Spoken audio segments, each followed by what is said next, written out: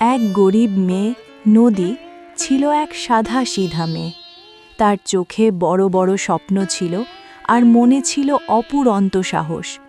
নদীর পরিবার ছিল খুব গরিব, তাই তার বড় হয়ে পড়াশোনা করার ইচ্ছেই থেকে গেছিল।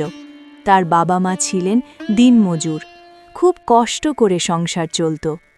নদী ছোট থেকে দেখে এসেছিল কি করে পরিবারকে প্রতিদিন অসুবিধা আর অপমানের সঙ্গে লড়াই করতে হয়।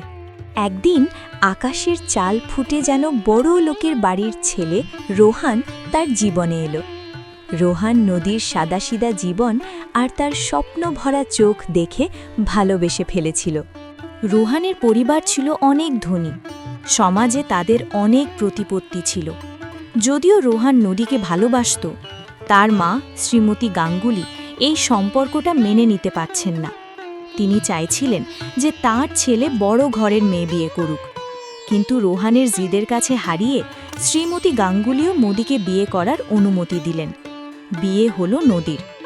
নদী জীবনের নতুন পর্যায়ে ঢুকল। গরিবের মেয়ে ধনীদের বাড়িতে এসে প্রথম সব কিছু আলাদা মনে হলো। বাড়িতে নতুন কাজের ধরন, বড় বড় ঘরবাড়ি, আর তারপর শ্রীমতী গাঙ্গুলির কঠোর ব্যবহার। নদীকে অনেক কথা শোনানো হতো, তোমার কি কোনো বুদ্ধি নেই, কিছুই তো জানো না, এরকম অনেক কথা শোনাতে হতো নদীকে।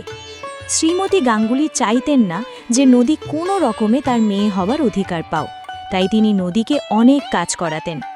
নদী শুধু রোহানের ভালোবাসার কথাটা মনে রেখে চুপচাপ সব কষ্ট সহ্য করত। সে কখনো প্রতিবাদ করত না, কারণ সে রোহানকে হারাতে চাইছিল না। রোহান মাঝে মাঝে তার মায়ের এই ব্যবহার দেখে কষ্ট পেত, কিন্তু কি করবে বুঝতে পারত না। একদিন শ্রীমতী গাঙ্গুলি নদীকে এক বড় উৎসবে নিয়ে গেলেন।